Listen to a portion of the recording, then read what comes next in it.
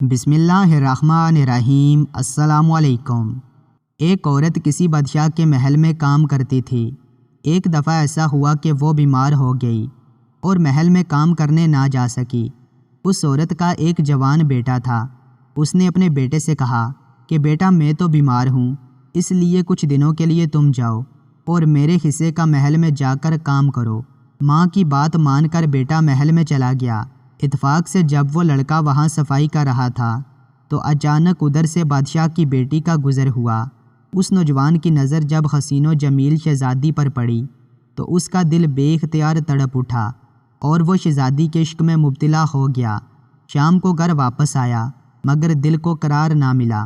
اس نے رات جاگ کر صبح کے انتظار میں گزار دی اور دوسرے دن جب وہ محل میں گیا تو اس کی پہلی تمنا یہ تھی کہ کسی طرح محبوب کی زیارت ہو جائے، مگر وہ اسے کہیں نظر نہ آئی۔ اسی طرح 4 دن گزر گئے۔ ادھر اس کی ماں کی صحت بھی ٹھیک ہو گئی تو اس نے کہا کہ بیٹا میں اب ٹھیک ہوں، آج کے بعد تم بادشاہ کے محل میں نہ جانا۔ عشق کی جو چوٹ اسے لگی تھی اسے ایک پل بھی قرار نہ آنے دیتی۔ رفتہ رفتہ اس نے کھانا پینا بھی چھوڑ دیا اور اتنا بیمار ہوا کہ چرپائی پر آ گیا۔ ماں نے جب بیٹے سے پوچھا کہ تجھے ایسا کیا ہوا ہے جس سے تیری حالت اتنی زیادہ خراب ہو گئی ہے، تو اس نوجوان نے ہمت کر کے ماں کو سارا قصہ سنا دیا۔ ماں بیٹے کی بات سن کر پریشان ہو گئی اور اسے سمجھانے لگی کہ بیٹا تو اپنی حیثیت سے کہیں بڑی خواہش کر بیٹھا ہے، بیٹا اسے بھول جاؤ، کہاں بادشاہ کی بیٹی اور کہاں ہم غریب لوگ۔ اس نے کہا کہ ماں میں سب جانتا ہوں مگر میرے بس کی بات نہیں کہ اسے بلا سکوں، اس کا عشق سچا تھا۔ ادھر شہزادی کے دل میں بھی کچھ جستجو پیدا ہوئی۔ دوسرے دن شہزادی نے لڑکے کی ماں سے پوچھ لیا کہ جب تم بیمار تھی تو ایک جوان جو محل میں صفائی کے لیے آتا تھا وہ کون تھا؟ تو ماں نے اسے بتا دیا کہ وہ میرا بیٹا تھا اور اب وہ بہت بیمار ہے اور بستر مرگ پہ ہے۔ شہزادی نے پوچھا کہ کیوں؟ تو ماں نے کہا کہ اگر جان کی امان ہو تو کچھ بتانا چاہتی ہوں۔ شہزادی نے کہا ہاں بتائیں کہ اسے کیا ہوا ہے۔ ماں نے شہزادی کو سب سچ بتا دیا کہ وہ ایک نظر تجھے دیکھ کر تیرا عاشق ہو گیا تھا اور اس کی خواہش تھی کہ دوبارہ تجھے دیکھے، مگر تم اسے نظر نہیں آئی اور اب وہ موت کے قریب ہے۔ شہزادی نے جب ساری بات سنی تو کہا کہ میں چاہوں بھی تو اس کی نہیں ہو سکتی، لیکن ہاں میں کسی بھی طرح اس کی وہ خواہش پوری کر سکتی ہوں جو وہ چاہتا ہے۔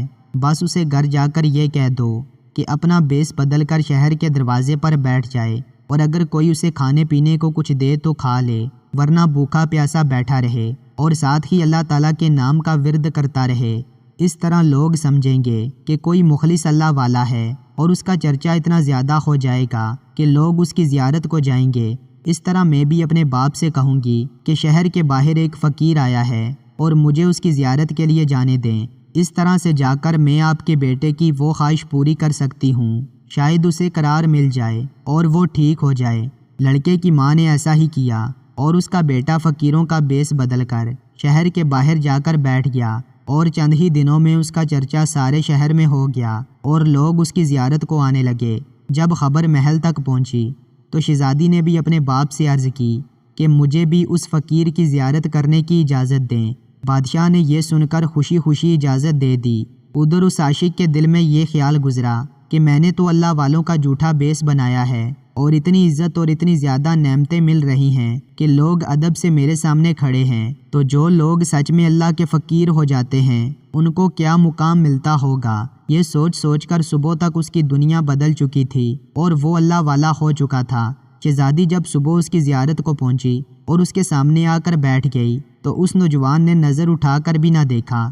وہ بہت حیران ہوئی اور اس سے پوچھا کہ اب تو دیکھتا کیوں نہیں؟ تو اس نوجوان نے کہا کہ تجھے کیا دیکھوں، تیرا حسن نجاستوں سے بھرا ہے، میرے سامنے جنت کی وہ حوریں بیٹھی ہیں کہ اس دنیا میں جن کی کوئی مثال نہیں، جو نجاستوں سے پاک ہیں اور ان کا حسن دنیا کو روشن کر رہا ہے۔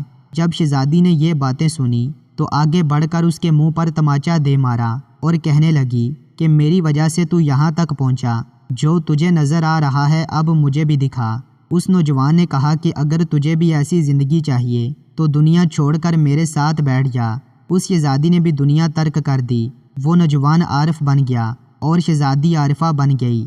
عشق حقیقی کی حقدار بس ذات خدا ہے۔